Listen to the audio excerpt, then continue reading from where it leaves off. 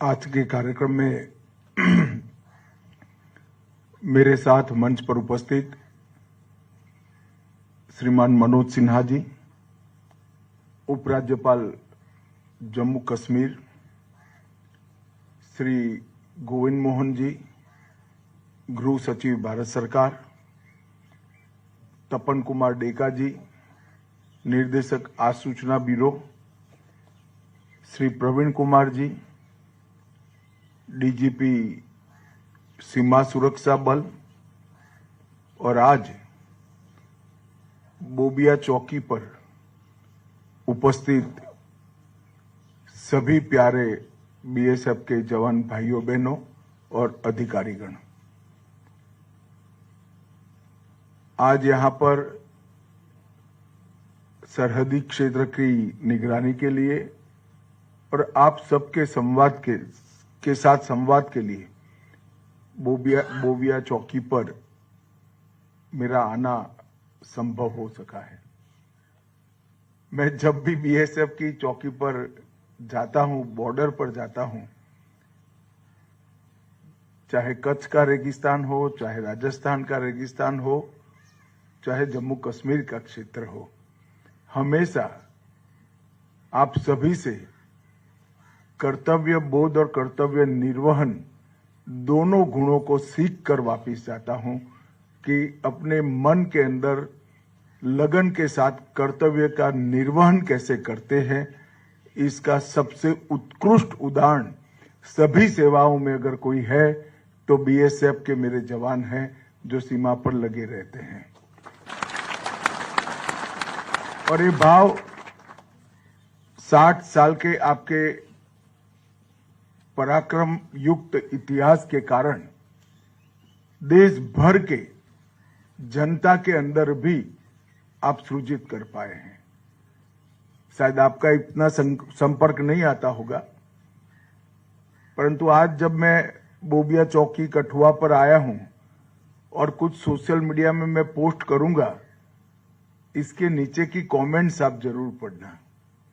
इसकी नीचे की कमेंट देश के गृह मंत्री के लिए एक भी नहीं होती है, सारे के सारी कमेंट्स मेरे सीमा प्रहरियों के लिए होती है, इनकी बहादुरी और त्याग तपस्या के लिए होती है।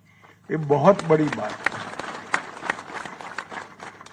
बीएसएफ ने 6 दशक में 1 महावीर चक्र, 2 कीर्ति चक्र, 15 वीर चक्र, 13 शौर्य चक्र और अनेक प्रशासनिक सम्मान प्राप्त किए हैं।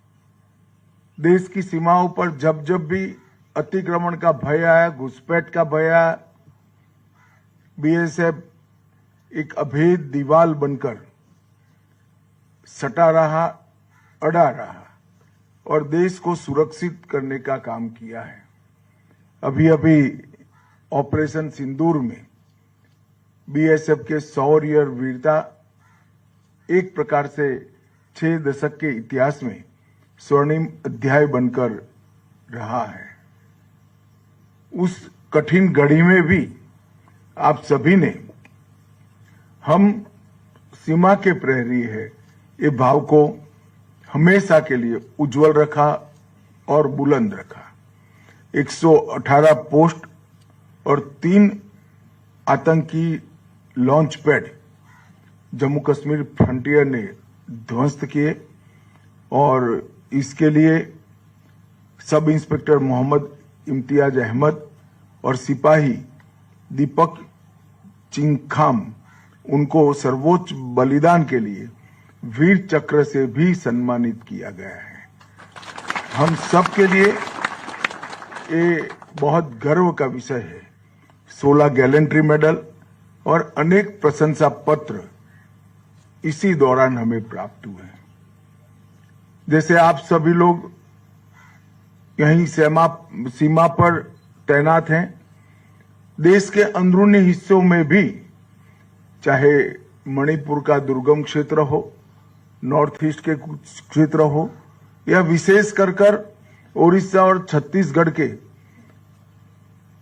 लाल आतंक से पीड़ित माओवादी क्षेत्र हो, बीएसएफ को जहां जहां लगाया आपने अपने वीरता के परचम वहां पर भी गाड़े हैं और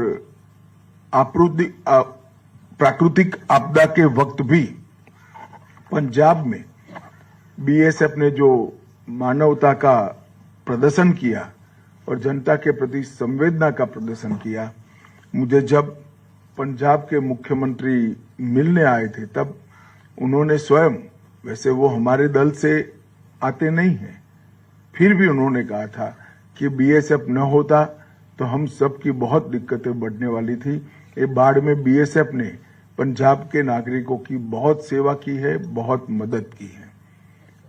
हम सबका एक साझा दायित्व है कि सीमाओं को चौक चौबंद और सुरक्षित रखना। 60 साल पहले की सीमा की हमारी चुनौतियां और आज की चुनौतियां बिल्कुल बदल चुकी हैं।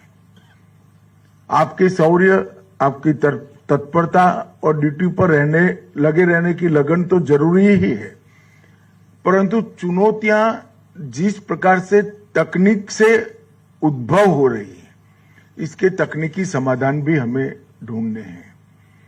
बीएसएफ के 60 वर्षों की गौरवमयी यात्रा के 61वें स्थापना दिन पर जब मैं कार्यक्रम में गया था तब मैंने कहा है कि बीएसएफ का 61वां वर्ष बीएसएफ के मॉडर्नाइजेशन और बीएसएफ के जवान और उनके परिवारजनों के कल्याण का वर्ष बनाया जाएगा। गृह मंत्रालय में एक टीम ये दोनों चीजों पर काम कर रही है। बीएसएफ के जवान के कल्याण के लिए भी हम एक विशिष्ट योजना लेकर आएंगे और पूरी बॉर्डर सिक्योरिटी का जो काम है उसको तकनीक के आधार पर मॉडर्नाइज कर आपकी सहायता कैसे की जा सके, इसके लिए भी भारत सरकार बहुत बड़ी राशि खर्च करने वाली है। मैं ऐसा करता हूं कि बॉर्डर इंफ्रास्ट्रक्चर और प्रयुक्त उपकरण आपको ड्यूटी निभाने में बहुत मददरूप होंगे और आपकी ड्यूटी का अच्छे तरीके से निर्वहन कर पाए, इसके लिए आपकी कठिनाइयों को भी कुछ हद तक वो कम करेंगे। सभी जवानों को मेरी अनंत अनंत शुभकामनाएं हैं। पूरा देश आपके कर्तव्य के निर्वहन के भाव के कारण ही चैन की नींद सो रहा है और सुरक्षित महसूस कर रहा है।